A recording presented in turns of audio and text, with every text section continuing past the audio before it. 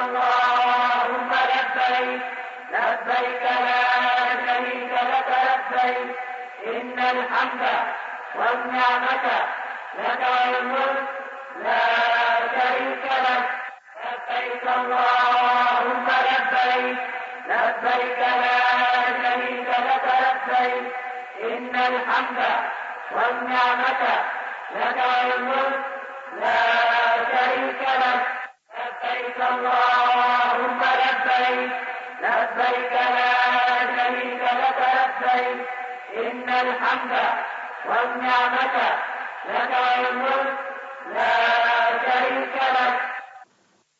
السلام علیکم ورحمۃ اللہ وبرکاتہ. وعلیکم السلام ورحمۃ اللہ وبرکاتہ. نحمده ونصلی علی رسولہ الکریم. اما بعد فاعوذ باللہ من الشیطان الرجیم. بسم اللہ الرحمن الرحیم. رب اشرح لی صدری ویسر لی امری واحلل عقدۃ من لسانی یفقہوا قولی. نبی صلی اللہ علیہ وسلم نے عرفات کے وقوف کو حج کا رکن اعظم بتایا کہ الحج عرفہ، حج نام ہے عرفات میں حاضری کا. عرفات میں وقوف کے علاوہ آپ صلی اللہ علیہ وسلم نے خطبہ بھی دیا.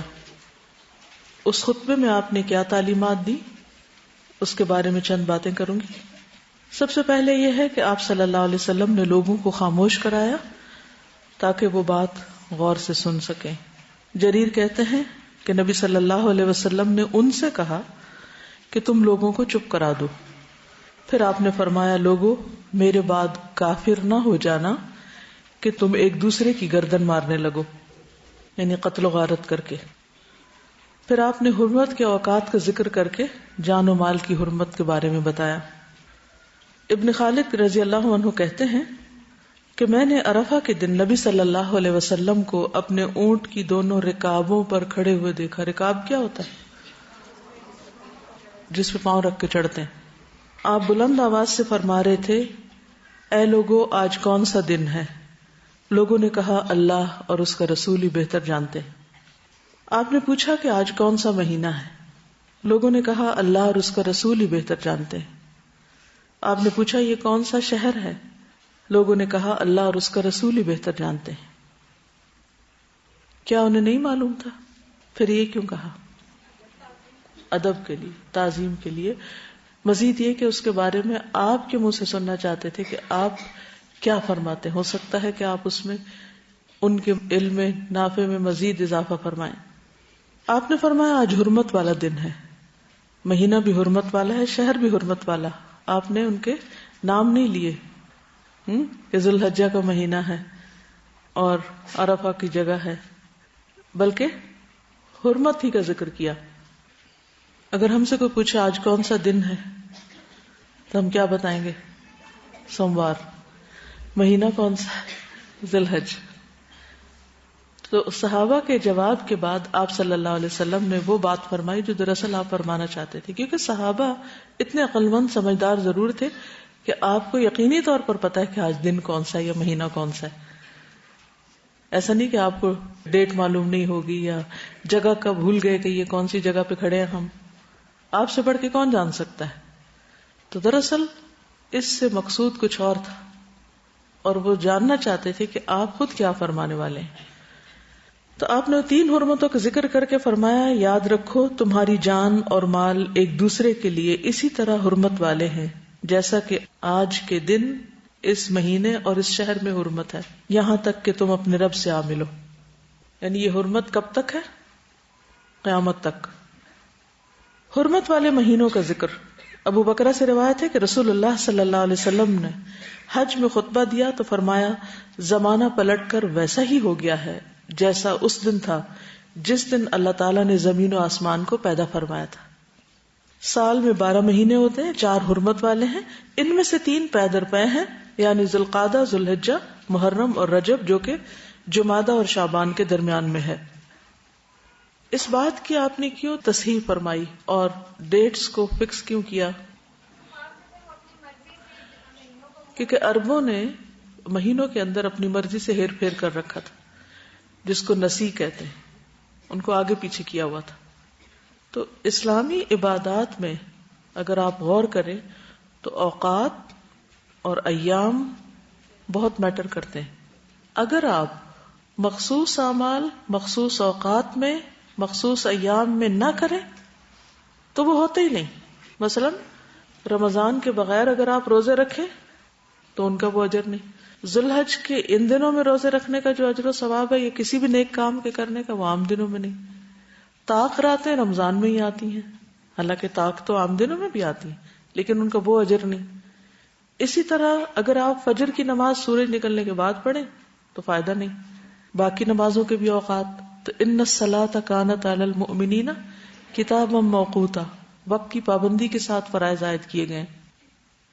تو حج بھی اگر 9 تاریخ کو عرفہ میں قیام نہ کیا جائے اور پھر اس میں بھی آپ دیکھیے صرف دن نہیں بلکہ وقت بھی، کب؟ زوال آفتاب کے بعد. زوال آفتاب کے بعد سے لے کر سورج غروب ہونے تک وہاں رکنا ہوگا. اگر کوئی اس سے پہلے نکل گیا تو اس کو دم دینا ہوگا، کیونکہ اس وقت تک آپ کو وہاں رکنا چاہیے. ہاں اگر کوئی شخص کسی وجہ سے تاخیر ہو گئی، رستے میں کوئی ٹریفک بلاک ہو گئی، کوئی وجہ ہو گئی کہ وہ مغرب کے بعد پہنچا تو بھی اس کا وقوف شمار ہو جائے گا، لیکن مغرب سے پہلے نکلنے کی اجازت نہیں وہاں سے. تو اس سے کیا پتہ چلتا ہے کہ چاند کی تاریخوں کا حساب کتاب رکھنا اور ایام اور دنوں اور مہینوں اور اوقات کی پابندی کرنا یہ بہت ضروری. یہ سب کچھ ہمیں ٹائم مینجمنٹ بھی سکھاتا ہے، کیونکہ اس میں جہاں دنوں کی پابندی ہے وہاں اوقات کی، اور ہر روز 5 نمازوں میں جو اوقات کی پابندی ہے وہ انسان کو کس چیز کا پابند بنا دیتی ہے؟ ٹائم کانشیس بنا دیتی ہے، اوقات کا پابند بنا دیتی ہے. اور اوقات کی پابندی کا فائدہ کیا ہوتا ہے؟ اگر آپ اپنے لیے بھی کوئی ٹائم ٹیبل بنا لیں، آپ کی عبادت کا ٹائم ٹیبل تو اللہ تعالیٰ نے خود ہی سیٹ کر دیا، آپ کو اجازت نہیں ہے اس میں کمی بیشی کرنے کی، چھیڑ چھاڑ کرنے کی، اپنی مرضی کرنے کی. ٹھیک، لیکن اس میں ہمارے لیے سبق کیا ہے کہ ہمیں باقی کاموں کے لیے بھی کیا مقرر کرنے چاہیے؟ اوقات مقرر کرنے چاہیے. اچھا، باقی کاموں میں اوقات. اگر میں آپ سے پوچھوں کہ عید کی چھٹیوں میں آپ کی کیا پلاننگ ہے تو آپ میں سے کتنے لوگوں نے ان دنوں کے کوئی اپنے لیے ٹائم ٹیبل بنا رکھے کہ کس دن کیا کرنا ہے؟ اگر نہیں بنائے ہوئے تو آپ کا وقت یقیناً ضائع ہوگا. یقیناً.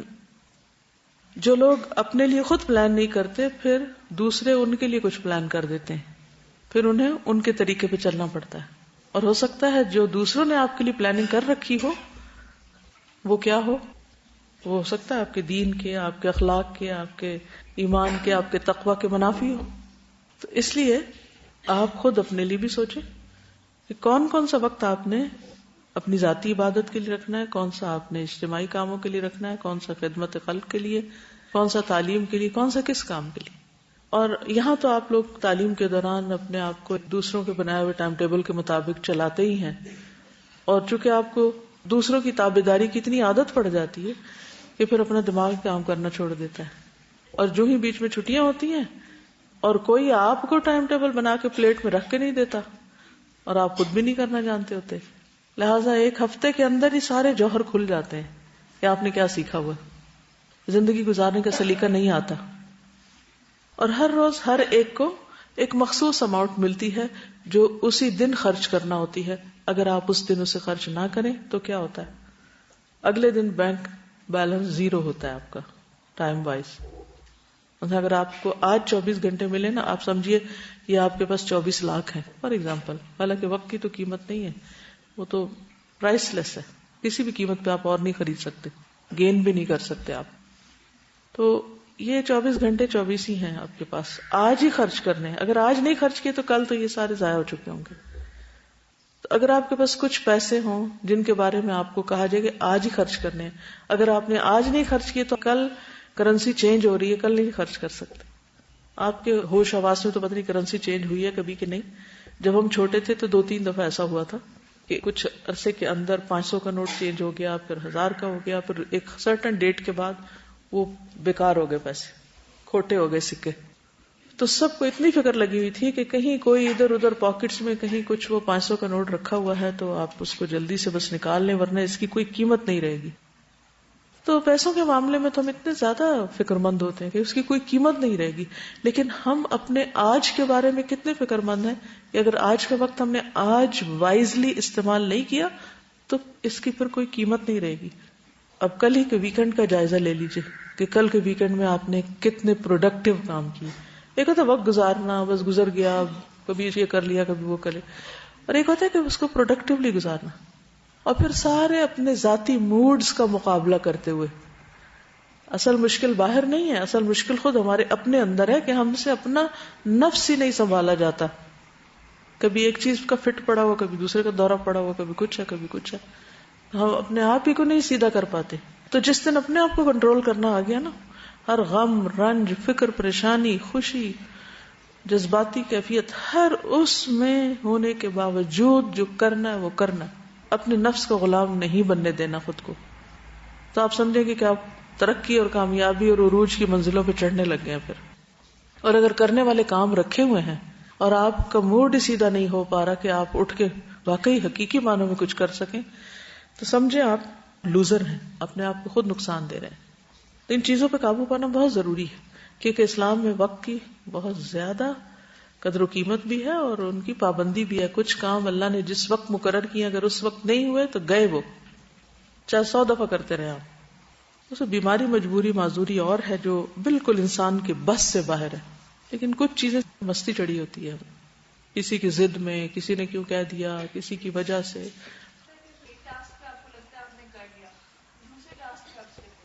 یس، پھر اس پہ واچ کرنا ہوتا ہے، پھر آبزرو کیا کرے کہ ہوا کیوں. اپنا سیلف انالیسس خود کیا کرے کہ کیوں ہوا یہ، تو میں نے کر لیا، یہ کیوں نہیں ہو پایا؟ کیا واقعی حقیقی عذر تھا یا بس وہ پھسلن تھی کوئی؟ کیونکہ ہم ہیں ہی ٹیسٹ میں، ہمیں ٹیسٹ کیا جا رہا ہے، ہر وقت ٹیسٹ کیا جا رہا ہے. تو بیرونی اثرات تو آتے ہی رہیں گے، کوئی نہ کوئی چیز تو آپ کو ہنڈر کرتی رہے گی، چھیڑتی رہے گی. کبھی موسم ٹھنڈا ہو گیا، کبھی کچھ اور ہو گیا، کبھی بیماری آ گئی، کبھی لوگ آ گئے، کبھی کہیں جانا پڑ گیا. یہ سب چلتا رہے گا. زندگی اس سے خالی ہو ہی نہیں سکتی، لیکن پھر کام بھی تو اسی زندگی میں کرنے ہیں. تو نبی صلی اللہ علیہ وسلم نے اس تاریخ کو فکس کر دیا کہ اب سے حج اپنی صحیح اصل تاریخ پہ آ گیا ہے. پھر جاہلیت کے رسم و رواج کا خاتمہ کیا. صحیح مسلم کی روایت میں ہے، فرمایا خبردار، جاہلیت کے تمام امور میرے قدموں تلے روندے جا رہے ہیں. سب جاہلیت کی رسمیں ختم، جاہلیت کے سب خون ختم کیے جاتے ہیں. خون کے بدلے میں جو قتل ہو رہے تھے آپ نے اس کو سٹاپ کر دیا. اور سب سے پہلا خون جو میں ختم کرتا ہوں وہ ہمارا اپنا خون ہے، ابن ربیعہ کا، یعنی اس کو معاف کرتا ہوں. جاہلیت کے تمام سود ختم کیے جاتے ہیں، اور سب سے پہلا سود جو میں ختم کر رہا ہوں وہ ہمارا اپنا سود، عباس بن عبد المطلب کا سود ہے. یہ سب ختم ہے، یعنی جس جس کو انہیں دینا ہے آج کے بعد کسی کو نہیں دینا، سب کا ختم، نل اینڈ وائڈ، ختم. کتنی خوبصورت بات ہے. آپ نے اپنی ذات اور اپنے خاندان سے ابتدا کی رسموں کو ختم کرنے کی. ہمارے ہاں لوگ تقریریں کرتے ہیں اور دوسروں کو سکھاتے رہتے ہیں رسمیں نہ کرو، لیکن جب اپنی باری آتی ہے تو وہ سب کچھ کرتے ہیں. اسی لیے تو کوئی اصلاح ہو نہیں پاتی. آپ نے سود ختم کیا تو اپنے گھرانے سے، قتل کے بدلہ اپنے گھرانے سے، خون معاف کیا تو اپنے گھرانے سے. تو جس چیز کی آپ دوسروں کو دعوت دے رہے ہیں اس کو پہلے خود کرنے کی کوشش کریں. عورتوں کے بارے میں اللہ کے تقوی کی نصیحت کی گئی. صحیح مسلم کی روایت ہے، فرمایا عورتوں کے بارے میں اللہ سے ڈرو، تم نے اللہ کی امانت سے ان پر اختیار حاصل کیا ہے اور اللہ کے کلمہ سے ان کی عصمتوں کو حلال جانا ہے. اور ان عورتوں پر بھی واجب ہے کہ وہ تمہارے حقوق کا لحاظ رکھیں، اور وہ یہ کہ تمہارے بستروں پر وہ کسی کو نہ آنے دیں جن کا آنا تمہیں ناگوار ہو. تمہارے گھروں میں تمہارے ناپسندیدہ افراد کو، مرد ہوں یا عورتیں، نہ آنے دیں. یعنی شوہر کو جس کا آنا ناپسند ہو، عورت کے لیے کیا لازم ہے؟ اس کو انوائٹ نہ کرے، اس کو نہ آنے دے. اگر وہ ایسا کریں تو انہیں مارو، مگر زخمی کرنے والی مار نہ ہو. یہ کیوں کہا؟ اتنی سخت بات کیوں کی؟ کیونکہ گھر کے آنر کو، گھر کی زندگی کو بچانا مقصود ہے، ایک خاندان کو پروٹیکٹ کرنا مقصود ہے. خاندان بکھر جائے تو سب کچھ بکھر جاتا ہے. اور تم پر واجب ہے کہ ان کا نان نفقہ اور لباس معروف انداز میں مہیا کرو. یعنی ان کو دو. معروف کا مطلب یہ کہ احسان جتائے بغیر اور جیسا خود کھاتے ہو ویسا ہی ان کو بھی کھلاؤ. پھر دجال کا تفصیلی ذکر کیا. صحیح بخاری میں ابن عمر کی روایت ہے، ہم حجۃ الوداع کا ذکر کر رہے تھے جبکہ نبی صلی اللہ علیہ وسلم ہم میں موجود تھے، اور ہم نہیں سمجھتے تھے کہ حجۃ الوداع کا مفہوم کیا ہے. پھر آپ نے اللہ کی حمد اور اس کی ثنا بیان کی. پھر مسیح دجال کا ذکر بہت تفصیل کے ساتھ بیان کیا. آپ نے فرمایا کوئی نبی ایسا نہیں آیا جس نے اپنی امت کو مسیح دجال سے نہ ڈرایا ہو، اور ان کے بعد آنے والے پیغمبروں نے بھی ڈرایا، اور وہ تم میں سے نکلے گا. یعنی اب چونکہ آپ کے بعد کسی اور نبی کو آنا نہیں تھا، اس لیے فرمایا اب اس امت میں نکلے گا. اور تمہارے جاننے کی یہ علامت کافی ہے کہ وہ کانا ہوگا، تمہارا رب کانا نہیں، اس کی داہنی آنکھ کانی ہوگی، انگور کے دانے کی طرح پھلی ہوئی ہوگی. پھر عورتوں کو بھی خصوصی تعلیم دی. اس سے یہ بھی پتہ چلتا ہے کہ حج کا موقع صرف ریچولز ادا کرنے کا موقع نہیں بلکہ تعلیم کا موقع بھی ہے. اور سیرت پڑھتے ہوئے اور نبی صلی اللہ علیہ وسلم کے حالات پڑھتے ہوئے اس بات کو آپ خاص طور پر نوٹ کریں گے، خواہ جنگ ہو، گھر ہو، باہر ہو، امن ہو، حج ہو، ہر موقع پر آپ صلی اللہ علیہ وسلم نے تعلیم کا سلسلہ جاری رکھا. وہ صرف کلاس روم کی حد تک نہیں تھا، مسجد کی حد تک نہیں تھا، بلکہ ہر موقع کی مناسبت سے جہاں جو ضرورت پڑی آپ اس کے مطابق لوگوں کو سکھاتے رہے. ابو امامہ باہلی سے روایت ہے کہ میں نے رسول اللہ صلی اللہ علیہ وسلم کو حجۃ الوداع کے سال خطبہ دیتے ہوئے سنا کہ کوئی عورت اپنے شوہر کے گھر سے اس کی اجازت کے بغیر کوئی چیز خرچ نہ کرے، یعنی شوہر کے مال میں سے مراد ہے. آپ سے پوچھا گیا کہ کیا کسی کو کھانا بھی نہ دے؟ آپ نے فرمایا یہ تو ہمارے مالوں میں سے افضل ترین ہے. یعنی کوئی بھی چیز جب عورت کو دینی ہوتی ہے تو وہ شوہر کے مشورے سے دے، اس کی اجازت سے دے. پھر فرمایا کوئی کسی کے جرم کا ذمہ دار نہیں. عمر بن احوص فرماتے ہیں میں نے رسول اللہ صلی اللہ علیہ وسلم کو حجۃ الوداع میں یہ فرماتے ہوئے سنا کوئی جرم کرنے والا اپنے سوا کسی پر جرم نہیں کرتا. اللہ تازر وازرۃ وزر اخرى. نہ باپ کے جرم کی ذمہ داری اس کے بیٹے پر ہے، نہ بیٹے کے جرم کی ذمہ داری اس کے باپ پر ہے. ہر کوئی اپنا ذمہ دار خود ہے. پھر وراثت کی تعلیم. ابو امامہ باہلی فرماتے ہیں کہ میں نے حجۃ الوداع کے سال رسول اللہ صلی اللہ علیہ وسلم کو یہ فرماتے ہوئے سنا اللہ نے ہر حقدار کو اس کا حق دے دیا، لہذا وارث کے لیے وصیت درست نہیں. مومن، مسلم، مجاہد اور مہاجر کی تعریف بتائی. نبی صلی اللہ علیہ وسلم نے حجۃ الوداع میں فرمایا کیا میں تمہیں مومن کے متعلق نہ بتاؤں؟ مومن وہ ہوتا ہے جس سے لوگوں کی جانیں اور مال امن میں ہو. مسلمان وہ ہوتا ہے جس کی زبان اور ہاتھ سے دوسرے لوگ محفوظ ہوں، یعنی ان کا مال چوری نہ ہو. مجاہد وہ ہوتا ہے جو اللہ تعالیٰ کی اطاعت کے معاملے میں اپنے نفس سے جہاد کرے. ابھی جو میں بات کر رہی تھی نا کہ نفس ہمیں غلام بنا لیتا ہے، تو مجاہد کون ہے؟ جو ہر حال میں اللہ کی اطاعت کرے، اور یہ ایک مستقل جہاد ہے، مستقل روزانہ کا. اور مہاجر وہ ہوتا ہے جو لغزشوں اور گناہوں کو چھوڑ دے. یہ مسند احمد کی روایت ہے. کبیرہ گناہ سے بچنے کا حکم دیا. رسول اللہ صلی اللہ علیہ وسلم نے حجۃ الوداع کے موقع پر 4 باتیں بتائیں کہ اللہ کے ساتھ کسی کو شریک نہ ٹھہراؤ، اللہ نے جس جان کو حرام کیا اسے ناحق قتل نہ کرو، چوری نہ کرو، زنا نہ کرو. پھر دین پہ کاربند رہنے کی تعلیم بھی دی.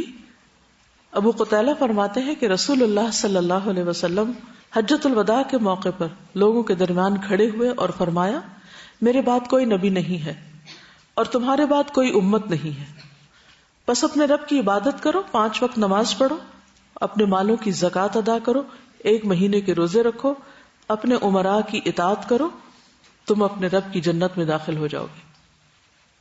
اس میں باقی اعمال کے ساتھ ساتھ اپنے امراء کی اطاعت کرو. وَأَطِيعُوا وُلَاةَ أَمْرِكُمْ، اس کا کیا معنی ہے؟ حج میں جو گروپ لیڈر ہو، عام دنوں میں جس کو بھی کسی کام کا ذمہ دار بنایا جائے. وُلَاةُ أُمُورِكُمْ، والی تمہارے کاموں کا، یعنی جس کے ذمے تمہاری مینجمنٹ ہو، تمہارا کام ہو، جو تمہارے امور کی خبرگیری کر رہا ہو. جیسے گھر میں ایک شوہر ہوتا ہے، اسی طرح باقی جگہوں پر بھی جہاں لوگ مل جل کے کام کرتے ہوں تو ان میں سے جو بھی ان کا ذمہ دار بنایا جائے اس کی بات ماننا ضروری ہوتا ہے. یہ دین کا حصہ ہے. اور سب کے فائدے کے لیے جو رولز اینڈ ریگولیشنز بنائے جاتے ہیں ان رولز کو فالو کرنا. اللہ کے راستے میں نکلنے کی ترغیب دی. سفیان بن وہب کہتے ہیں کہ حجۃ الوداع کے موقع پر وہ کون؟ سفیان نبی صلی اللہ علیہ وسلم کی سواری کے سائے تلے تھے، یعنی بالکل ساتھ کھڑے تھے. آپ خطاب فرما رہے تھے. فرمایا کیا میں نے پیغام پہنچا دیا؟ الا هل بلغت؟ ہم سمجھ گئے کہ نبی صلی اللہ علیہ وسلم ہم سے جواب مانگ رہے ہیں. چنانچہ ہم نے کہہ دیا جی ہاں، یعنی سب نے جواب دیا. ہمارے یہاں کیا ہوتا ہے، کوئی سوال پوچھ رہا ہوتا ہے اور ہم سنی انسنی کر دیتے ہیں بعض اوقات. تو یہ بھی پھر ولاۃ الامور کی اطاعت کے خلاف جاتی ہے بات. آپ نے 3 مرتبہ اس جملے کو دہرایا. کون سے جملے کو؟ الا هل بلغت. اس موقع پر نبی صلی اللہ علیہ وسلم نے جو باتیں فرمائی تھیں ان میں سے ایک بات یہ بھی تھی کہ اللہ کے راستے میں ایک شام کے لیے نکلنا دنیا و ما علیہا سے بہتر ہے، اور ایک صبح کے لیے اللہ کے راستے میں نکلنا دنیا اور ما علیہا سے بہتر ہے. اس موقع پر آپ نے دین کے ہمیشہ غالب رہنے کی بشارت بھی دی. جابر بن سمرہ کہتے ہیں میں نے نبی صلی اللہ علیہ وسلم کو حجۃ الوداع کے موقع پر یہ فرماتے ہوئے سنا کہ یہ دین ہمیشہ غالب رہے گا. اسے کوئی مخالفت کرنے والا یا کوئی مفارقت کرنے والا، یعنی جو اس دین کو چھوڑ جائے، نقصان نہ پہنچا سکے گا. یہاں تک کہ میری امت میں 12 خلیفہ گزر جائیں. پھر نبی صلی اللہ علیہ وسلم نے جو کچھ کہا میں سمجھ نہ سکا. میں نے اپنے والد سے پوچھا کہ آپ نے کیا فرمایا؟ انہوں نے کہا کہ آپ نے فرمایا ہے کہ وہ سب کے سب قریش سے ہوں گے، یعنی وہ جو 12 خلفاء ہوں گے. پھر گمراہی سے بچنے کا حل. جابر بن عبداللہ سے روایت ہے کہ میں نے نبی صلی اللہ علیہ وسلم کو حج کے موقع پر قصواء پر سوار ہو کر عرفات کے میدان میں خطبہ دیتے ہوئے دیکھا. آپ نے فرمایا اے لوگو، میں تم میں 2 چیزیں چھوڑ کر جا رہا ہوں، اگر انہیں پکڑے رکھو گے تو کبھی گمراہ نہ ہوگے. ایک قرآن مجید اور دوسرے میرے اہل بیت. نبوت کا پیغام پہنچانے کی گواہی طلب کرنا. فرمایا تم لوگوں سے میرے بارے میں پوچھا جائے گا. کن لوگوں سے؟ صحابہ سے جو سامنے تھے. تو کیا جواب دو گے؟ لوگوں نے کہا ہم گواہی دیں گے کہ بلا شبہ آپ نے اللہ کا پیغام پہنچا دیا، یعنی پوری طرح ادا کر دیا اور خیرخواہی میں انتہا کر دی. نصحت الامہ. آپ صلی اللہ علیہ وسلم اپنی شہادت کی انگلی آسمان کی طرف اٹھاتے اور لوگوں کی طرف جھکاتے، یعنی اوپر لے جاتے کہ اللہ تو گواہ ہے اور یہ بندے بھی گواہ ہیں، اور کہتے اے اللہ گواہ رہنا، اے اللہ گواہ رہنا، اے اللہ گواہ رہنا کہ میں نے اپنی ذمہ داری پوری کر دی. تو نبی صلی اللہ علیہ وسلم نے عرفات میں جو خطبہ دیا اس کے بعد سے یہ سلسلہ ہمیشہ کے لیے جاری ہو گیا. اب بھی ہر سال حج کا خطبہ باقاعدہ ہوتا بھی ہے اور اسے مختلف ٹیلی ویژن سیٹلائٹس وغیرہ کے ذریعے دنیا بھر میں ریلے بھی کیا جاتا ہے. تو موجودہ خطبہ جو ہے وہ سعودی عرب کے مفتی اعظم شیخ عبدالعزیز بن عبداللہ آل الشیخ دیتے ہیں. ان کے بارے میں کہ کس طرح یہ تیاری کرتے ہیں اور کن چیزوں پر خطبہ ہوتا ہے. اس میں عام طور پر کچھ رشد و ہدایت کی باتیں، کچھ نصیحتیں، کچھ امت مسلمہ کے مسائل کا ذکر ہوتا ہے. اور یہ پیدائشی طور پر نابینا تھے یا بعد میں نابینا ہوئے، تو بینائی سے محروم ہونے پر ان کی والدہ نے انہیں یہ دعا دی تھی کہ وہ خطیب بن کر دنیا بھر سے مخاطب ہوں. یہ دعا وہی دے سکتا ہے جو ایک آپٹیمسٹک انسان ہو اور ہوپ فل ہو، ورنہ ہم تو چھوٹی چھوٹی تکلیفوں پر یہ سمجھتے ہیں کہ دنیا اندھیر ہو گئی ہے. تو جس کے لیے واقعی اندھیری ہو جائے، جس کی آنکھیں چلی جائیں، وہ تو ایسا سوچ بھی نہیں سکتا، اور خصوصاً والدین اس کے. تو عموماً ہمارے ہاں ایسے لوگوں کو بالکل بیکار سمجھ کے ایک طرف کر دیا جاتا ہے. تو ان کی ماں نے انہیں یہ دعا دی تھی کہ اگر اللہ نے ان سے یہ نعمت لے لی ہے تو کوئی اور نعمت ان کو عطا کر دے. اور پھر صرف 2 عشروں کے بعد، یعنی جب نابینا ہو اس کے 2 دہائیاں یعنی 20 ایئرز کے بعد والدہ کی خواہش دنیا نے اس طرح پوری ہوتے دیکھی کہ گزشتہ 30 برس سے 30 ایئر سے یہ شیخ عبدالعزیز عرفات میں خطبہ دیتے ہیں. یہ 1360 ہجری میں ریاض میں پیدا ہوئے. پیدائش کے وقت سے ہی نظر کی کمزوری کا شکار تھے، یہاں تک کہ 1380 یعنی 20 سال کی عمر میں مکمل طور پر بینائی سے محروم ہو گئے. اور پھر انہوں نے 1402 میں یعنی تقریباً اپنے نابینا ہونے کے 22 سال کے بعد عرفات میں خطبہ دینا شروع کیا اور اب تک دیتے ہیں. اور اس خطبے میں اسلامی دنیا کو درپیش چیلنجوں اور بین الاقوامی سطح پر ہونے والی پیش رفت کی تہ تک پہنچنے کی شدید خواہش رکھتے ہیں. اس لیے ہر سال رمضان المبارک کا مہینہ ختم ہوتے ہی ان پر خطبہ حج کی فکر طاری ہو جاتی ہے. اگر آپ نے کبھی کوئی لیکچر دیا ہو یا کوئی پریزنٹیشن دینی ہو تو پھر آپ سوچ سکتے ہیں کہ آپ پہ کیا گزرتی ہے. تو یہ رمضان کے فوراً بعد ہی اس کے اوپر تیاری کرتے ہیں اور تقریباً 2 ماہ اس پہ گزارتے ہیں اور خطبے کے موضوعات اور مضامین کو مدون کیا جاتا ہے. ذوالقعدہ میں عنوانات اور مضامین قلم بند کرنے کا آغاز ہوتا ہے اور سعودی مفتی اعظم خطبے کے قلم بند کرنے کے بعد اپنے قریبی ساتھی کی مدد سے اس پر نظر ثانی کرتے ہیں. ذی الحج کا مہینہ شروع ہونے کے ساتھ ہی خطبے کی نوک پلک سنوار کر آخری شکل دے کر پھر اسے تحریر کیا جاتا ہے. خاکہ سازی اور تحریر کے 2 مرحلوں کے بعد شیخ عبدالعزیز اپنے معاون کے ساتھ خطبے کو دہرا کر اسے یاد کرتے ہیں. جیسے نابینا لوگ قرآن مجید یاد کرتے ہیں تو پھر یہ اس خطبے کو یاد کرتے ہیں. اس دوران خطبے میں قرآن کریم کی آیات اور احادیث نبوی سے استدلال یعنی حوالے وغیرہ لگائے جاتے ہیں، ان کا اضافہ کیا جاتا ہے. شیخ کے قریبی ساتھی کا جنہوں نے اپنا نام ظاہر نہیں کیا وہ کہتے ہیں کہ مفتی اعظم کی دلچسپی اور ترجیحات میں اسلامی دنیا کے بحران، مسائل کی آگاہی اور زندگی کے تمام شعبوں میں ان امور کے متعلق جن کی اصلاح لازم ہے شعور پیدا کرنا اہم ترین ہے. یعنی وہ ان چیزوں کے بارے میں غور و فکر کرتے ہیں. اب ظاہر ہے خود تو کچھ بھی نہیں پڑھ سکتے ہوں گے تو سب معلومات وہ سن کر ہی اخذ کرتے ہیں. اور پھر خطبہ حج سے قبل آخری لمحات میں اپنے جذبات اور احساسات کے بارے میں شیخ عبدالعزیز کا اظہار کچھ اس طرح ہوتا ہے: میں اس جگہ کھڑا ہونے جا رہا ہوں جس مقام پر رسول اللہ صلی اللہ علیہ وسلم ٹھہرے تھے. اس خطبے کو پورا عالم اسلام سنے گا اور یہ ایک بہت بڑی ذمہ داری ہے. مفتی اعظم کے بارے میں یہ بات مشہور ہے کہ وہ عرفات کے روز طلوع فجر کے ساتھ ہی بغیر سوئے، بغیر کھائے پیے مسجد نمرہ جانے تک کا وقت مسلسل ذکر اور عبادت میں مشغول رہتے ہیں. تو اس میں بہت سی رہنمائی ہے آپ سب لیکچر دینے والوں کے لیے، پڑھانے والوں کے لیے، سکھانے والوں کے لیے کہ تیاری کس طرح کی جاتی ہے. پڑھانا صرف یا خطبہ دینا یا کوئی لیکچر دینا یا کوئی اسپیچ ڈیلیور کرنا یہ صرف انفارمیشن کو پاس نہیں کرنا ہوتا، بلکہ اس کو پہلے اپنے اندر ابزارب کرنا ہوتا ہے، پھر اس کے بعد اس کو ڈیلیور کرنا ہوتا ہے. اور پھر خاص طور پر اگر دین سے متعلق کوئی چیز ہو تو اللہ کی مدد اور اس سے دعا اور اس کا ذکر اور استغفار یہ بہت ضروری امور ہوتے ہیں، تب اس کے اندر اثر پڑتا ہے. عام طور پر ہم کسی بھی چیز کی صرف ظاہری شکل کو دیکھتے رہتے ہیں اور اس کے پیچھے نہیں جاتے، ڈیپتھ میں نہیں جاتے. ٹھیک ہے، تو یہ تھا عرفات کا میدان. اس کے بعد آپ صلی اللہ علیہ وسلم تمام حجاج کے ساتھ، صحابہ کرام کے ساتھ غروب آفتاب کے بعد مزدلفہ کی طرف تشریف لے گئے، جہاں پر مشعر الحرام پہاڑی ہے. قرآن مجید میں اس کا ذکر آتا ہے نا، کیا فَإِذَا أَفَضْتُم مِّنْ عَرَفَاتٍ، جب لوٹو تم عرفات سے تو کیا کرو، فَاذْكُرُوا اللَّهَ عِندَ الْمَشْعَرِ الْحَرَامِ، اللہ کا ذکر کرو مشعر حرام کے پاس، اور مشعر حرام مزدلفہ کے اندر ہے. وَاذْكُرُوهُ كَمَا هَدَاكُمْ، اور اس کا ذکر کرو جیسا کہ اس نے تمہیں ہدایت بخشی یا ہدایت دی. وَإِن كُنتُم مِّن قَبْلِهِ لَمِنَ الضَّالِّينَ، حالانکہ اس سے پہلے تم گمراہی میں مبتلا تھے، گمراہوں میں سے تھے.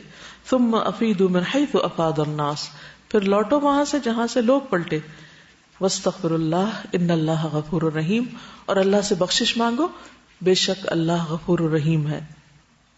ليس عليكم جناح أن تبتغوا فضلا من ربكم فإذا أفضتم من عرفات فاذكروا الله عند المشعر الحرام واذكروه كما هداكم وإن كنتم من قبله لمن الضالين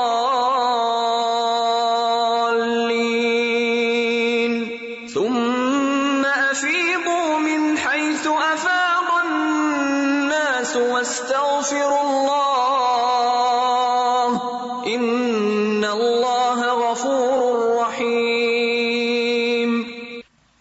عروہ بن مدرس طائی کہتے ہیں کہ میں مزدلفہ میں وقوف کے وقت رسول اللہ صلی اللہ علیہ وسلم کی خدمت میں حاضر ہوا اور عرض کیا، اے اللہ کے رسول، میں قبیلہ طے کے 2 پہاڑوں سے آیا ہوں. اپنی سواری کو ہلکان کیا، بہت تھکایا، کوئی ٹیلا یا پہاڑ نہیں چھوڑا جہاں میں نہ ٹھہرا. کیا میرا حج ہو گیا؟ آپ نے فرمایا، جس نے ہمارے ساتھ فجر کی نماز پالی اور اس سے پہلے وہ رات یا دن عرفات میں حاضر ہو چکا تو اس کا حج پورا ہو گیا اور اس نے اپنا میل کچیل دور کیا.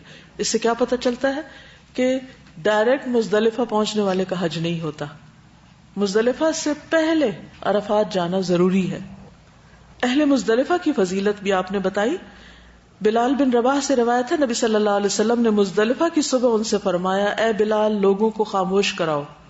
پھر فرمایا، اللہ تعالیٰ نے تمہارے اس مزدلفہ میں تم پر احسان فرمایا کہ تمہارے نیکوکاروں کی وجہ سے تمہارے گناہوں کو بھی بخش دیا ہے اور تمہارے نیکوکاروں نے جو مانگا انہیں بھی عطا کر دیا.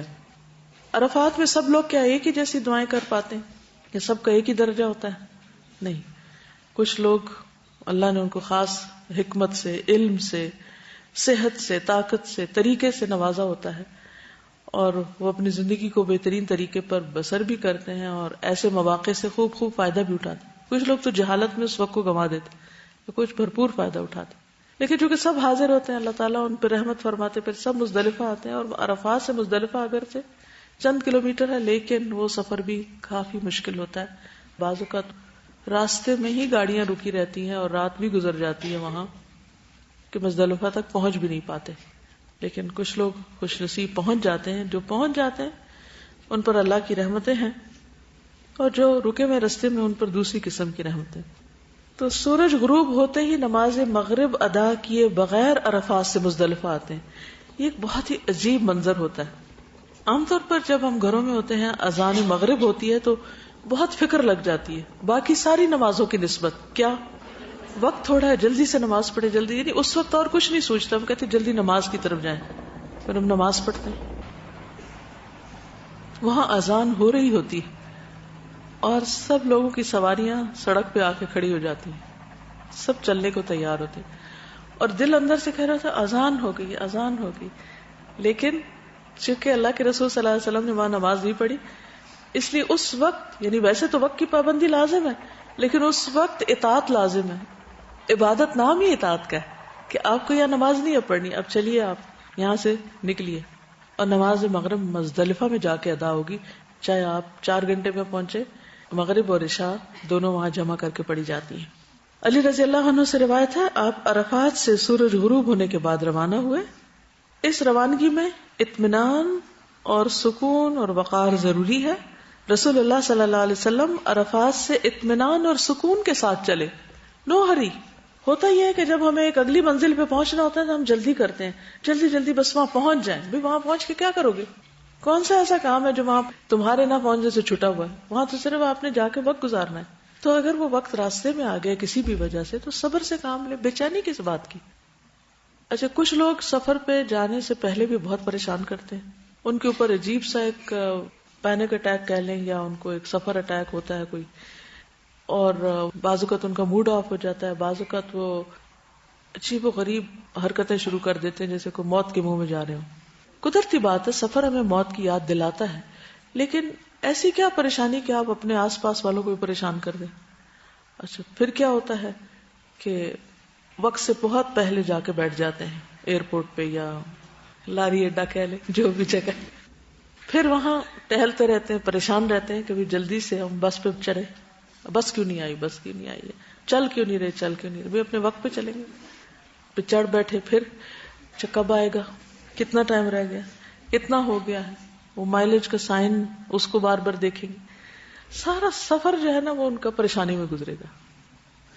پھر جب وہ پہنچ جائیں گے تو وہاں جا کر کیا کرنا ہے، آپ عادت جو پریشان رہنے کی تو وہاں کو اور پریشانی ڈھونڈ لیں گے. تو یہ ایک مزاج بن جاتا ہے ہمارا.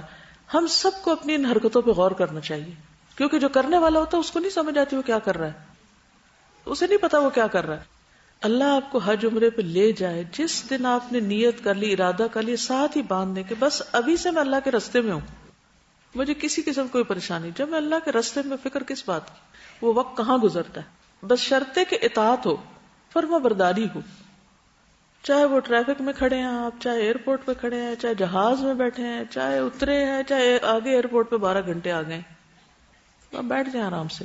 اللہ کے راستے میں ایک ایک لمحے کا اجر مل رہا ہے. اونٹنی ایک پاؤں اٹھاتی، جیسے آتا نا حدیث میں، ایک قدم اٹھاتی تو آپ کے لیے اجر لکھا جاتا ہے. آپ کی گاڑی چل رہی ہے، آپ پیدل چل رہے ہیں، آپ کھڑے ہیں، کچھ ہے، آپ اللہ کے راستے میں موج منائیں، ثواب لکھا جا رہا ہے. خوش رہیں، دوسروں کو بھی خوش رہیں. اور اس میں یہ کہ بعض اوقات ٹھیک ہے، اس بات کی پریشانی ضرور ہوتی ہے کہ ہائے ہم سے مس نہ ہو جائے کوئی منصب، یہ ہونی چاہیے. لیکن اس کے علاوہ اگر آپ کے ہاتھ میں نہیں ہے کچھ تو اس وقت کا استعمال سیکھیں، آرام سے سکون سے بیٹھیں، ذکر کریں، دعائیں مانگیں. بلکہ حج کا سارا سفر تو اتنا بہترین سفر ہے کہ جہاں بھی گاڑیاں رک گئیں بس نکالیں کتابیں دعاؤں کی اور اللہ سے خوب خوب مانگیں. اور طریقہ کیا، یہ نہیں کہ آپ رٹی رٹائی دعائیں بس پڑھتے جائیں. ہر دعا پہ رکیں، پھر اس کے ترجمے پہ غور کریں اور سوچیں اس سے متعلق مجھے کیا چاہیے، میری زندگی میں یہ دعا کیسے اپلائی ہوتی ہے. مثلا ربنا ہب لنا من ازواجنا و ذریاتنا والی دعا آ گئی.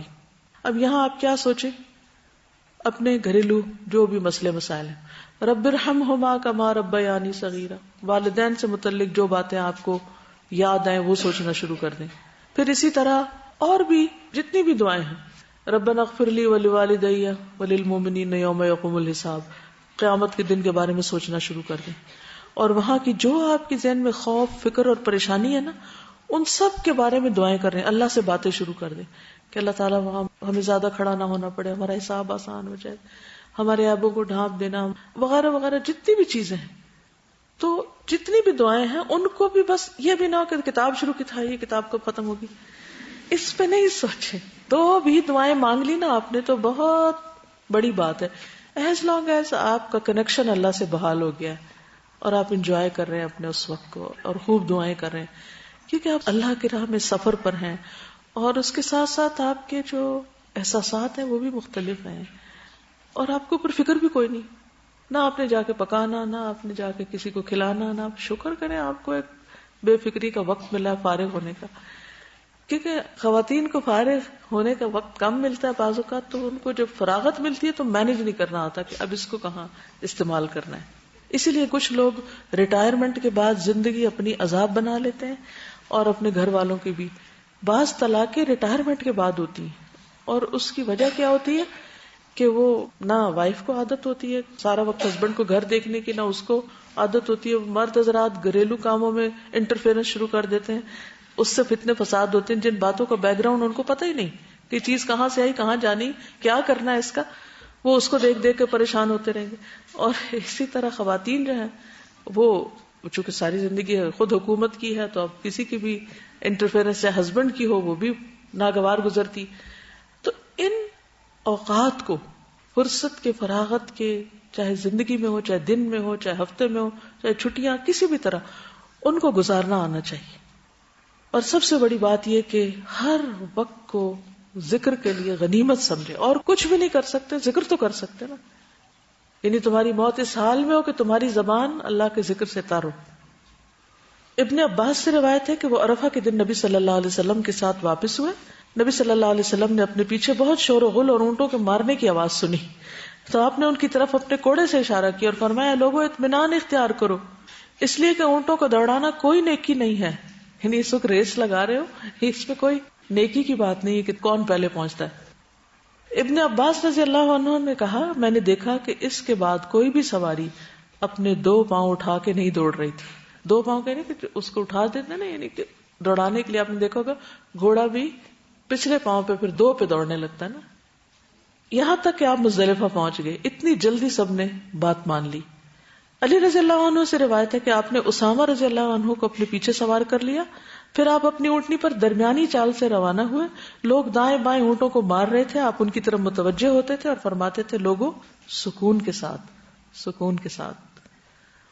راستے میں جہاں خالی جگہ ہو تیز چلنا، یعنی رش کی جگہ پر ذرا رفتار آہستہ کر لینا اور جب خالی جگہ ہو تو تھوڑا تیز قدم اٹھانا.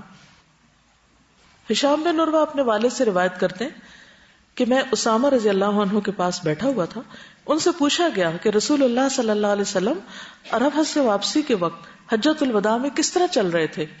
انہوں نے جواب دیا کہ آپ تیز چلتے تھے اور جب وسیع میدان پاتے تو زیادہ تیز چلتے. یعنی سکون اور وقار کا مطلب سست رفتاری نہیں. راستہ بھر تلبیہ، تکبیر اور تحلیل کہتے آئے. عبد الرحمن بن یزید سے مروی ہے عبداللہ رضی اللہ عنہ جس وقت مزدلفہ سے واپس ہوئے تو تلبیہ پڑھتے رہے. لوگ کہنے لگے کیا یہ دیہاتی آدمی ہیں، بدو ہیں؟ عبداللہ نے فرمایا کیا لوگ بھول گئے یا گمراہ ہو گئے؟ میں نے اس ذات سے سنا ہے جس پر سورۃ البقرہ نازل کی گئی. وہ اس جگہ فرما رہے تھے لبیک اللہم لبیک، یعنی میں ان کی پیروی میں لبیک پڑھ رہا ہوں اور تم لوگوں کے لیے یہ ایک اجنبی بات ہو گئی.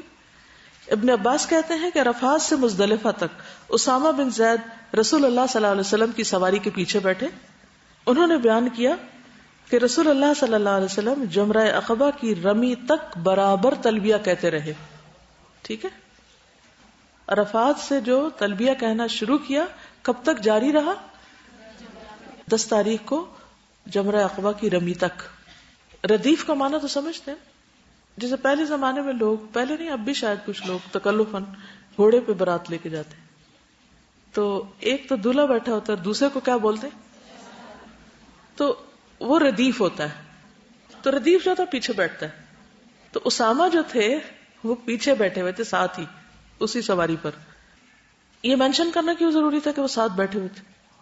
تاکہ کسی چیز کو کنفرم کرنا ہو تو ان سے کر لیں. وہ ہر چیز غور سے دیکھ رہے تھے، بالکل ہی ساتھ تھے. اشعث بن سلیم سے روایت ہے کہ میں عبداللہ بن عمر رضی اللہ عنہ کے ساتھ عرفات سے مزدلفہ کو آیا. راستے میں وہ برابر تکبیر اور تحلیل میں مشغول رہے یہاں تک کہ ہم مزدلفہ پہنچ گئے. تو اس میں تلبیہ بھی، لا الہ الا اللہ بھی، تکبیرات بھی. مزدلفہ سارا ٹھہرنے کی جگہ ہے، سارے کا سارا ہی جائے وقوف ہے، البتہ وادی محصر سے ہٹ کر. وادی محصر کون سی جگہ ہے؟ جہاں پر ابرہہ کے لشکر کو مارا گیا تھا. تو وہ عبرت کی جگہ ہے، وہاں نہیں رکنا چاہیے، نہ وہاں وقوف کرنا چاہیے، اس جگہ سے تیزی سے گزرنا چاہیے. مزدلفہ پہنچ کر مغرب اور عشاء کی نمازیں جمع اور قصر ادا کریں. عبداللہ بن مسعود نے بیان کیا میں نے رسول اللہ صلی اللہ علیہ وسلم کو کبھی نہیں دیکھا کہ آپ نے کوئی نماز بے وقت پڑھی ہو. آپ ہمیشہ وقت پر نماز پڑھتے تھے، مگر مزدلفہ میں آپ نے مغرب اور عشاء کو جمع کر کے تاخیر سے پڑھا. یعنی مغرب کے وقت پر نہیں بلکہ عشاء کے وقت میں مغرب بھی پڑھی. دونوں نمازیں ایک اذان اور 2 اقامت کے ساتھ، دونوں نمازیں ایک اذان اور 2 اقامت کے ساتھ ادا کریں اور دونوں نمازوں کے درمیان کوئی سنت یا نفل نماز نہ پڑھیں. ٹھیک ہے، کیا کہا میں نے؟ ایک اذان، 2 اقامت اور صرف 3 مغرب کے فرض اور 2 عشاء کی، کیونکہ قصر، اور ان کے بیچ میں کوئی سنت وغیرہ نہیں. عبداللہ بن عمر رضی اللہ عنہما نے بیان کیا کہ مزدلفہ میں نبی صلی اللہ علیہ وسلم نے مغرب اور عشاء ایک ساتھ ملا کر پڑھی تھی، ہر نماز الگ الگ تکبیر کے ساتھ، اور ان دونوں کے درمیان کوئی نفل یا سنت نہیں پڑھی اور نہ ان کے بعد. یہ رات سو کر گزارنے کی ہے، آرام کرنے کی ہے. جابر بن عبداللہ حجۃ الوداع والی حدیث میں بیان کرتے ہیں مزدلفہ آ کر آپ نے ایک اذان اور 2 اقامت کے ساتھ مغرب اور عشاء کی نمازیں ادا کی. ان دونوں نمازوں کے درمیان کوئی دوسری نماز نہیں پڑھی. پھر طلوع فجر تک آپ نے آرام فرمایا.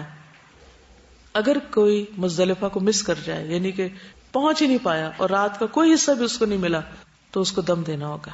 ٹھیک ہے، جانور کی قربانی. لیکن یہاں سے اگر کوئی ارلی نکلنا چاہے تو اس کی اجازت ہے. خواتین، بچے، کمزور، بوڑھے لوگ اگر آدھی رات کے بعد منا کی طرف روانہ ہونا چاہیں تو ہو سکتے ہیں، کیونکہ اس کے بعد منا جانا ہے. حضرت عائشہ سے مروی ہے کہ ام المومنین سعودہ رضی اللہ عنہا نے نبی صلی اللہ علیہ وسلم سے مزدلفہ کی رات عام لوگوں سے پہلے روانہ ہونے کی اجازت چاہی. آپ بھاری بھرکم بدن کی عورت تھی تو آپ نے ان کو اجازت دے دی، کیونکہ بھیڑ میں، رش میں ان کے لیے مشکل تھی، اور ان کے اس عمل یا اس اجازت کی وجہ سے اور بھی بہت سے لوگوں کے لیے آسانی ہو گئی. عبداللہ بن عمر اپنے گھر کے کمزوروں کو پہلے ہی بھیج دیا کرتے تھے. وہ رات ہی میں مزدلفہ میں مشعر حرام کے پاس آ کر ٹھہرتے اور اپنی طاقت کے مطابق اللہ کا ذکر کرتے. پھر امام کے ٹھہرنے اور لوٹنے سے پہلے ہی منا آ جاتے. بعض تو منا میں فجر کی نماز پڑھتے اور بعض اس کے بعد آتے. جب مینا پہنچتے تو کنکریاں مارتے. عبداللہ بن عمر کہتے ہیں کہ رسول اللہ صلی اللہ علیہ وسلم نے ان سب لوگوں کے لیے اجازت دی ہے. افضل کیا ہے؟ فجر کی نماز پڑھنے کے بعد وقوف کر کے پھر روانہ ہونا. لیکن اگر کوئی فجر سے پہلے ہی چلا جائے تو اس کی اجازت ہے. تو مینا میں جا کر فجر پڑھ لے یا پھر پڑھ کر چلے.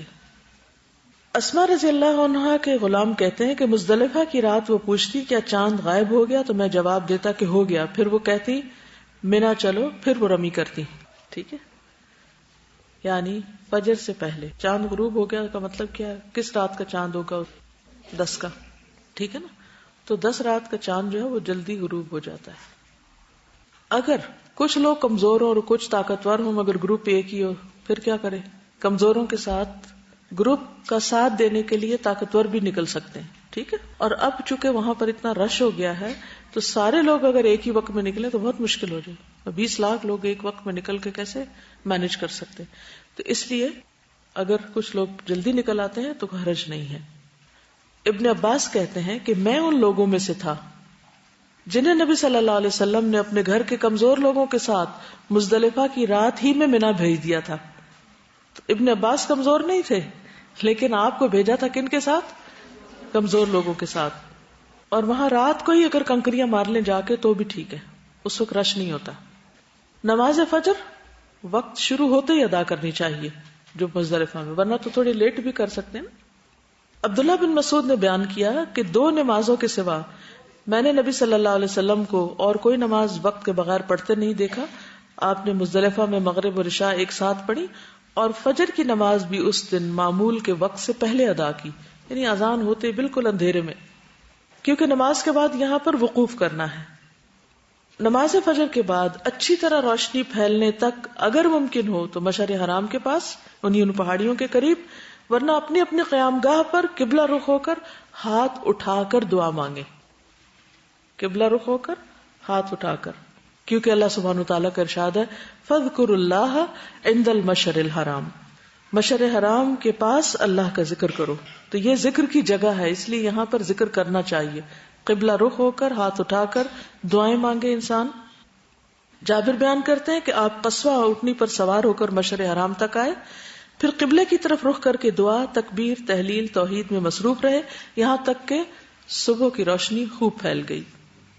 تو آپ نے فضل بن عباس کو اپنے پیچھے سوار کیا اور طلوع آفتاب سے پہلے وہاں سے مینا کے لیے چل پڑے.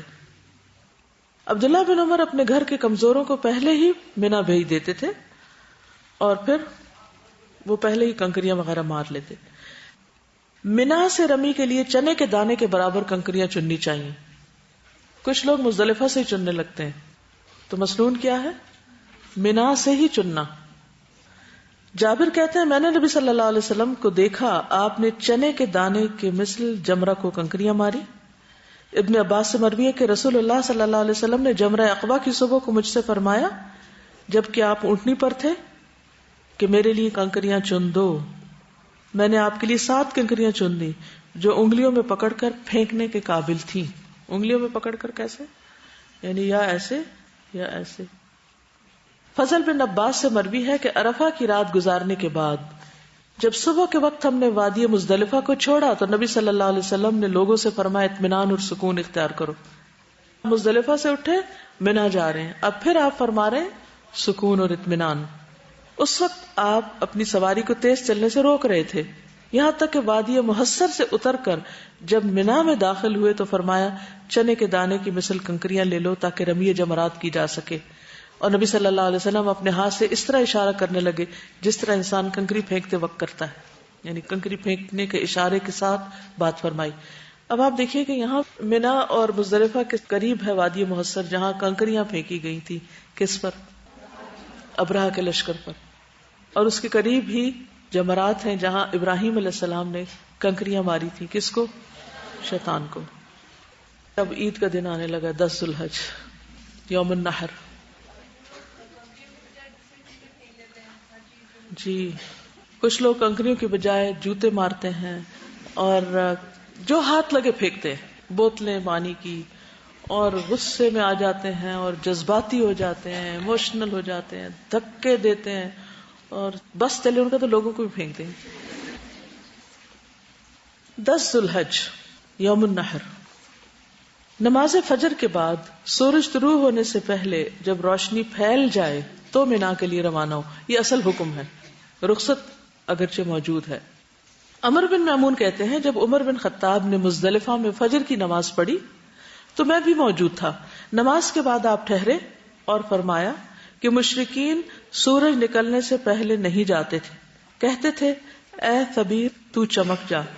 نبی صلی اللہ علیہ وسلم نے مشرکوں کی مخالفت کی اور سورج نکلنے سے پہلے روانہ ہوئے. اسی لیے آپ نے فجر بہت ارلی پڑھ لی اور پھر فجر پڑھنے کے بعد کھڑے ہو کر دعائیں وغیرہ بھی کی، بیٹھ کے بھی کر سکتے، قبلہ رخ ہو کے اور ہاتھ اٹھا کے مانگا. اس کے بعد آپ روانہ ہو گئے اس سے پہلے کہ سورج نکلے، روشنی پھیلنے پر، اندھیرے میں نہیں نکلے. دیکھیے سورج کی تو دھوپ ہوتی ہے، اس سے پہلے بھی تو روشنی ہوتی ہے نا. فجر طلوع ہوتے ہی روشنی شروع ہو جاتی ہے، اندھیرا ختم ہونے لگتا ہے. ٹھیک ہے. کبھی آپ نے دیکھا ہوگا کہ گھڑی آپ کی بتا رہی ہوتی ہے کہ نماز کا وقت ہے، لیکن آپ باہر دیکھتے ہیں تو یوں لگتا ہے جیسے آسمان سفید ہو گیا ہے. سفید سے مراد ملگجا سا ہو گیا ہے، سیاہ نہیں رہا. باہر نکل کے دیکھیے گا صبح اگر بادل نہ ہو تو. راستے میں کثرت سے تلبیہ پڑھیں. کس راستے میں؟ مزدلفہ سے مینا آتے ہوئے. مزدلفہ سے مینا تک فضل بن عباس آپ کے ساتھ تھے. وہ کہتے ہیں کہ جمرہ عقبہ کی رمی تک آپ برابر تلبیہ کہتے رہے، لبیک اللہم لبیک. مزدلفہ سے مینا آتے ہوئے سکون اور وقار کے ساتھ آئیں. جابر کہتے ہیں کہ آپ وادی محصر میں جب پہنچے تو آپ نے اونٹنی کو تیز چلایا اور اس درمیانی راستے سے چلنا شروع کیا جو جمرہ کبریٰ کی طرف نکلتا ہے، بڑے شیطان کی طرف. ابن عباس کہتے ہیں کہ نبی صلی اللہ علیہ وسلم نے فرمایا وادی محصر میں نہ روکو، یعنی وہاں سے بس گزر ہی جاؤ. مینا پہنچ کر سب سے پہلے جمرہ عقبہ کی رمی کریں. عقبہ تو سب سے پیچھے والا. انس بن مالک سے روایت ہے کہ رسول اللہ صلی اللہ علیہ وسلم مینا تشریف لائے تو پہلے جمرہ عقبہ پر آئے اور اسے کنکریاں ماری. رمی کی ابتدا، اب یہ 10 تاریخ ہے، عید کا دن، اور اس میں صبح صبح رمی ہو رہی ہے. رمی کہتے ہیں پتھر مارنا، کنکریاں مارنا. اس کے بارے میں نے حدیث سنائی تھی آپ کو. حضرت ابراہیم علیہ السلام جب اسماعیل علیہ السلام کو ذبح کرنے کے لیے آئے تو کیا ہوا تھا؟ شیطان ان کے پاس آیا تو انہوں نے کیا کیا؟ اس کو 7 کنکریاں ماری تو وہ کہاں چلا گیا؟ زمین میں. پھر اس کے بعد جب آگے گئے تو آپ نے وہ جگہ چھوڑ دی، آگے گئے دوبارہ ایسے ہو، 3 جگہ پر ایسے ہوا. ٹھیک ہے. ابن عباس کہتے ہیں تم شیطان کو کنکریاں مارتے ہو اور اپنے والد ابراہیم کی پیروی کرتے ہو. انہوں نے کہا تھا نا ارنا مناسکنا، تو یہ بھی منسک ہے. اس کا فائدہ کیا ہے؟ فضیلت کیا ہے؟ جیسے طواف کی فضیلت ہے، سعی کی فضیلت ہے، وقوف عرفات کی فضیلت ہے. رمی کی کیا فضیلت ہے؟ گناہ جھڑتے ہیں.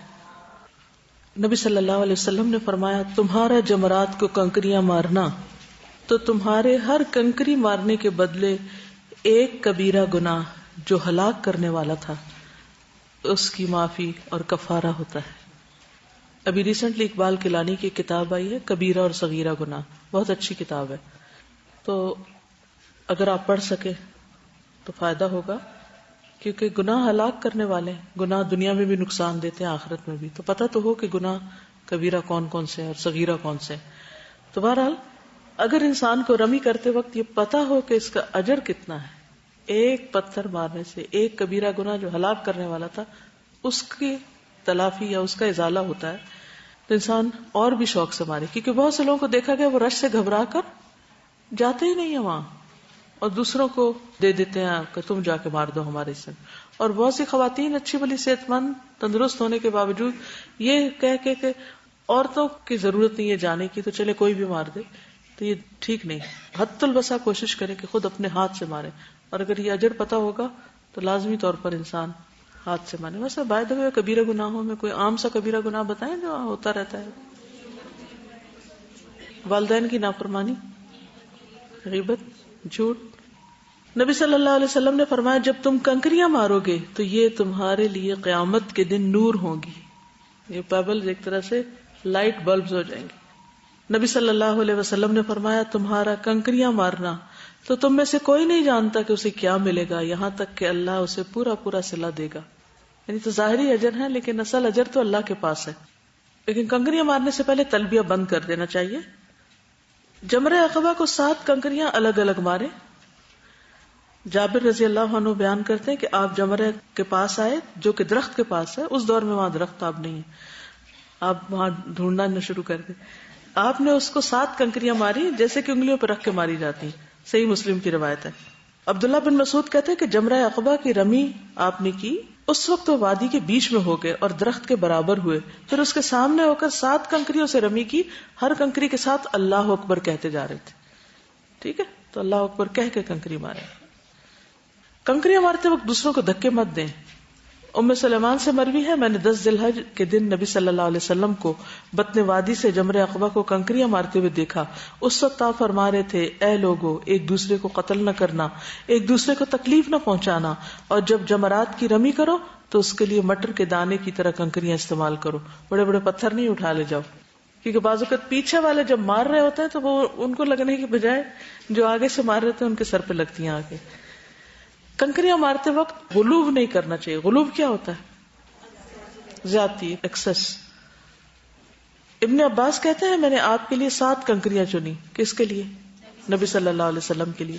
آپ ان کو اپنے ہاتھ میں لے کر حرکت دینے لگے اور فرمایا ان جیسی کنکریاں مارو. پھر آپ نے فرمایا لوگو تم دین میں غلوب یعنی حد سے بڑھنے سے بچو, کیونکہ تم سے پہلے لوگوں کو دین میں غلوب نہیں ہلاک کیا تھا. یعنی مٹر کے دانے برابر کنکری کافی ہے. کنکریاں مارنے کے بعد دعا کے لیے یہاں نہیں رکنا. نبی صلی اللہ علیہ وسلم جب جمرہ عقبہ کے پاس آتے تو 7 کنکریوں سے رمی کرتے, ہر کنکری کے ساتھ اللہ اکبر کہتے, اس کے بعد واپس ہو جاتے. یہاں آپ دعا کے لیے نہیں ٹھہرتے تھے.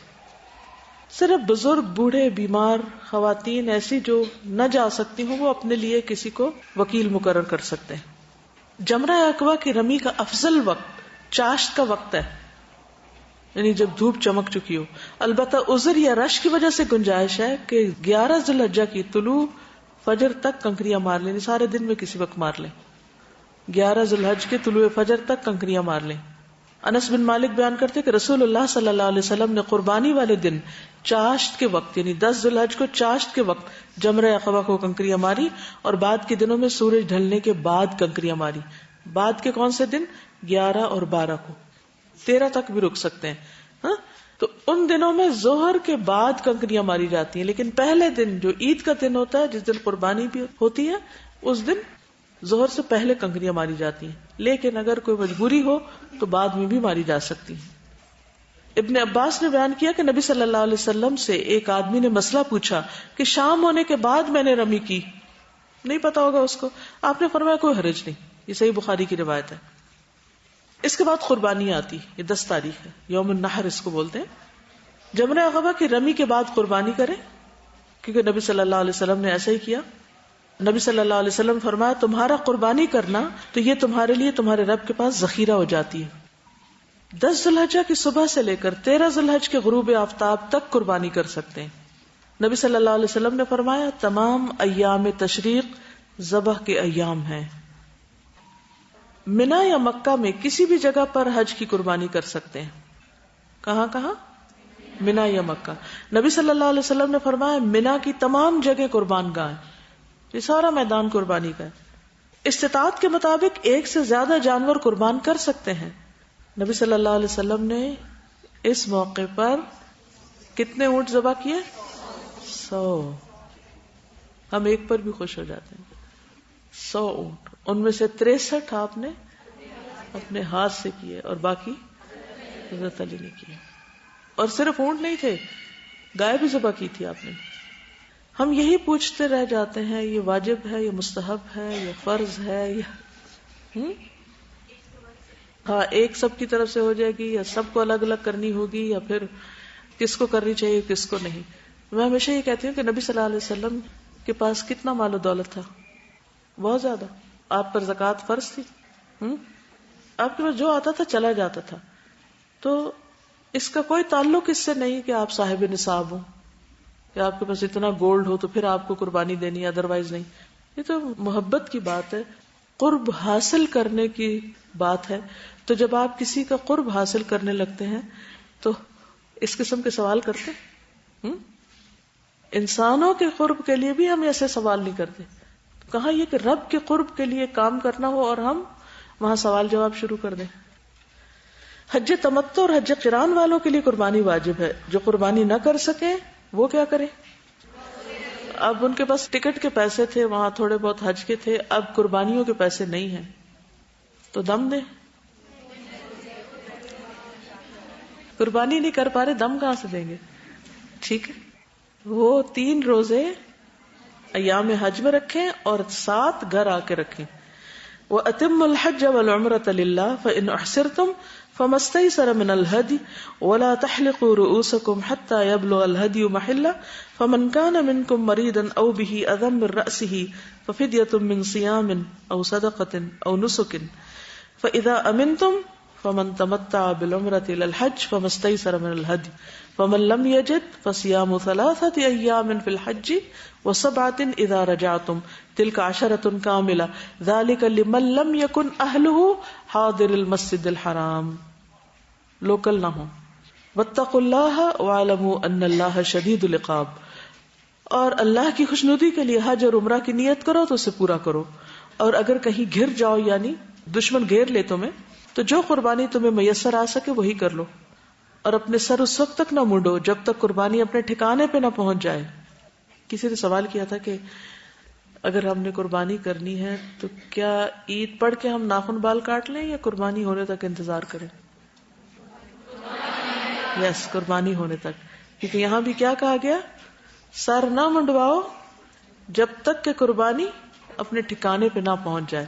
مگر جو شخص مریض ہو یا اس کے سر میں کچھ تکلیف ہو تو سر منڈا سکتا ہے، بشرطے کہ روزوں سے یا صدقہ سے یا قربانی سے اس کا فدیہ ادا کرے. پھر جب تمہیں امن نصیب ہو جائے اور تم حج سے پہلے مکہ پہنچ سکو تو جو شخص حج کا زمانہ آنے تک عمرہ کر کے فائدہ اٹھانا چاہے وہ قربانی کرے جو اسے میسر آ سکے. یعنی حج تمتع والا قربانی کرے. سمجھ گئے؟ اور اگر میسر نہ آئے تو 3 روزے ایام حج میں رکھے، 7 گھر واپس آ کر، یہ کل 10 روزے ہو جائیں گے. یہ حکم ان لوگوں کے لیے جو مسجد الحرام کے باشندے نہ ہوں یعنی مکہ کے. اور اللہ کے احکام کی خلاف ورزی سے بچو اور جان لو کہ اللہ سخت سزا دینے والا ہے. نبی صلی اللہ علیہ وسلم نے فرمایا کوئی اگر قربانی نہ پائے تو 3 دن کے روزے حج ہی کے دنوں میں اور 7 دن کے روزے گھر واپس آ کر رکھے. قربانی کے بعد کیا کرتے ہیں؟ حلق. حلق کس کو کہتے ہیں؟ سر منڈوانے کو. جی، جیسے عمرے کے اختتام پہ حلق تھا ایسے ہی حج کے ریچولز میں سے ایک بال کتروانا بھی ہے یا سر منڈوانا. عورتیں صرف قصر کریں گی یعنی کتروائیں گی یا خود کتر لیں گی. نبی صلی اللہ علیہ وسلم نے فرمایا تمہارا سر منڈوانا تو ہر بال کے بدلے جو تم منڈواتے ہو ایک نیکی لکھی جاتی ہے اور تم سے ایک گناہ مٹا دیا جاتا ہے. تو اس لیے کنجوسی نہ کریں بال کاٹنے میں. اس دن عام دنوں میں بال کاٹتے تو کوئی ثواب ملتا، لیکن وہاں پر ایک بال کے بدلے ایک نیکی. بال کٹوانے سے افضل ہے کہ بال منڈوائے جائیں مردوں کے لیے، کیونکہ قرآن مجید میں اس کا ذکر ہے. اور آپ نے 3 مرتبہ ان کے لیے بخشش کی دعا کی. بالوں کو دائیں جانب سے منڈوانا شروع کریں. تو آپ بھی جب کاٹیں تو دائیں طرف سے شروع کریں.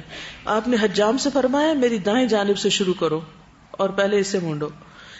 حلق یا تقصیر کے بعد بیوی کے سوا احرام کی وجہ سے جو چیزیں حرام تھی وہ سب حلال ہو گئی. نبی صلی اللہ علیہ وسلم نے فرمایا تمہیں اس دن میں رخصت ہے کہ جب تم جمرہ کو کنکریاں مار لو تو حلال ہو جاؤ، یعنی اس چیز سے جو تم پر حرام کی گئی سوائے بیویوں کے. یوم النحر میں کرنے والے کاموں میں اگر کوئی کام آگے پیچھے ہو جائے تو کوئی حرج نہیں. کیسے؟ قربانی پہلے ہو جائے اور کنکریاں بعد میں مار لی جائیں. ابن عباس نے بیان کیا کہ نبی صلی اللہ علیہ وسلم سے قربانی کرنے، سر منڈانے، رمی جمار کرنے اور ان سے آگے پیچھے کرنے کے بارے میں دریافت کیا گیا. فرمایا کوئی حرج نہیں، یعنی اگر چانس نہ مل رہا ہو ترتیب اصل میں تو وہی ہے لیکن ایکسیپشنل کیسز میں اجازت ہے. اس کے بعد کیا کریں گے؟ مکہ جا کے طواف کریں گے. اس طواف کا نام کیا ہے؟ افادہ. اب سمجھ آ گئی؟ کیونکہ کبھی آپ کو ہو سکتا ہے کنفیوژن ہو کہ طواف تو طواف ہوتا ہے، کہیں لکھا ہوتا ہے قدوم، کہیں ہوتا ہے زیارت. وہ ایک عرصے تک حالانکہ میں نے حج بھی کر لیا پھر بھی کنفیوژن رہی کہ کیوں یہ نام ہے. تو اب اچھی طرح سمجھ آ گیا ہے کہ ایک ہوتا ہے طواف قدوم جس کو طواف عمرہ بھی کہا جاتا ہے، مکہ پہنچنے کے بعد جو سب سے پہلا طواف کیا جاتا ہے عمرے کی نیت سے. دوسرا طواف افاضہ ہوتا ہے جو عرفات سے واپسی پر مزدلفہ میں رات گزارنے کے بعد 10 تاریخ کو رمی، قربانی اور سر منڈانے کے بعد مکہ آ کر کیا جاتا ہے. تو یہ حج کا طواف ہوتا ہے. ٹھیک ہے. طواف قدوم کون سا ہوتا ہے؟ عمرہ کا ہوتا ہے، اور یہ حج کا ہوتا ہے. اگر کوئی شخص اس کے بعد مکہ میں رہتا ہے تو وہ نفلی طواف کرتا ہے، وہ نہ قدوم ہے، نہ زیارہ ہے، نہ کچھ اور. اور جب مکہ چھوڑنے لگتے ہیں تو کیا کرتے ہیں؟ طواف وداع کرتے ہیں. ٹھیک. حج تمتع کرنے والے 3 طواف کرتے ہیں، ایک آتے وقت عمرے کے وقت، پھر حج کے بعد یعنی عرفات سے واپسی پہ، اور تیسرا وداع مکہ سے رخصت ہوتے وقت. حج قران والے بھی 3 طواف کرتے ہیں، ایک قدوم عمرے کا، پھر افاضہ اور پھر وداع. افراد والے قدوم اور افاضہ کرتے ہیں، وہ عمرہ نہیں کرتے، اس کو طواف عمرہ نہیں کہا جائے گا، صرف طواف قدوم کہا جائے گا، یعنی آغاز میں کرتے ہیں. ٹھیک ہے. تو نبی صلی اللہ علیہ وسلم نے قربانی کے دن یعنی 10 تاریخ کو طواف افاضہ کیا، پھر واپس لوٹ کر منا میں ظہر کی نماز پڑھی. یعنی اتنی جلدی جلدی سب کچھ کر لیا. فجر کہاں پڑھی تھی؟ مزدلفہ میں، مشعر الحرام کے پاس وقوف کیا، سورج نکلنے سے پہلے چل دیے، منا آئے، کنکریاں ماری، قربانی کی، حلق کیا، مکہ آئے اور طواف کیا، واپس گئے اور ظہر منا میں پڑھی. اور اس زمانے میں گاڑیاں نہیں تھی، اونٹ پر یہ سب کچھ ہوا. یعنی یہ سارے کام ایک ہی دن میں، اور یہ سب سے مصروف ترین دن ہوتا ہے کیونکہ اس میں ڈفرینٹ کام کرنے ہوتے ہیں. طواف زیارہ حج کا فرض رکن ہے، اگر ادا کرنے سے رہ جائے تو کفارہ، دم یا فدیہ دینے سے تلافی نہیں ہوتی. یہ حج کا رکن ہے. یاد ہے شروع میں 4 ارکان بتائے گئے تھے، ان میں سے ایک ہے یہ. ممکن ہو تو غسل کرے، ورنہ کپڑے تبدیل کر کے عام لباس میں طواف کرے. یعنی اب اس طواف میں احرام پہننا ضروری نہیں کیونکہ پابندیاں ہلکی ہوگی. خوشبو بھی لگا سکتے ہیں نہا دھو کے، پھر طواف کرنے جائیں. عورت کے سوا باقی سب چیزیں حلال ہیں. ابن عباس کہتے ہیں میں نے خود اپنی ان آنکھوں سے نبی صلی اللہ علیہ وسلم کو اپنے سر پر سک نامی خوشبو لگاتے ہوئے دیکھا. حضرت عائشہ کہتی ہیں کہ جب حضور صلی اللہ علیہ وسلم احرام باندھتے تو میں آپ کو خوشبو لگاتی تھی، یعنی آپ کے جسم کو، کپڑوں کو نہیں، نیت سے پہلے کی بات ہے. اسی طرح بیت اللہ کے طواف زیارت سے پہلے حلال ہونے کے لیے خوشبو لگائی. طواف زیارہ میں احرام نہ پہنے. ٹھیک ہے. استباح اور رمل نہ کریں، استباح اور رمل نہ کریں. نبی صلی اللہ علیہ وسلم نے اس طواف میں رمل نہیں کیا. اس سے آپ اندازہ لگا سکتے کہ صحابہ کتنا آبزرویشن تھا ان کا کہ کس موقع پر کیا کر رہے ہیں آپ. طواف کے بعد کیا کریں گے؟ 2 رکعت نفل. کون سے؟ مقام ابراہیم کے پاس. کسی وجہ سے اس دن طواف نہ کر سکیں تو ایام تشریق کے اندر کر لیں. اگر پیریڈز کی وجہ سے ایام تشریق میں بھی نہ ہو تو ذوالحج کے مہینے میں کسی وقت کر لیں. طواف کے تفصیلی احکام پیچھے عمرے میں گزر چکے ہیں. طواف کے بعد سب پابندیاں ختم. ٹھیک، مکمل حلال ہو گئے. ٹھیک ہے. چلیے اب اجازت. سبحانک اللہم و بحمدک، اشہد ان لا الہ الا انت، استغفرک و اتوب الیک. السلام علیکم و رحمۃ اللہ وبرکاتہ.